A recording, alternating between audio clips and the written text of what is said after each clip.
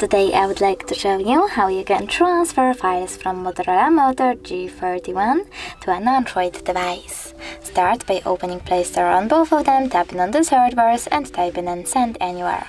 Then just install this app from this developer and open it.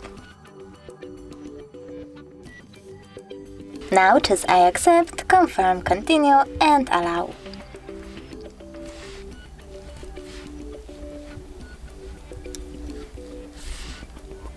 Over here you need to select Send on Motorola Moto G31 and Receive on an Android.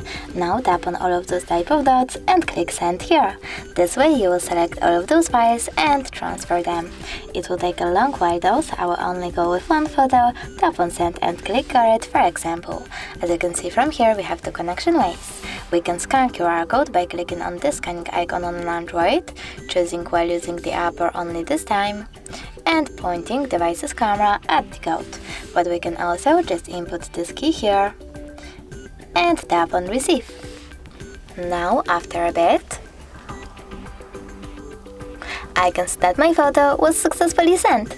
Thanks so much for watching. If you enjoyed this video, leave a like, comment and subscribe. Bye!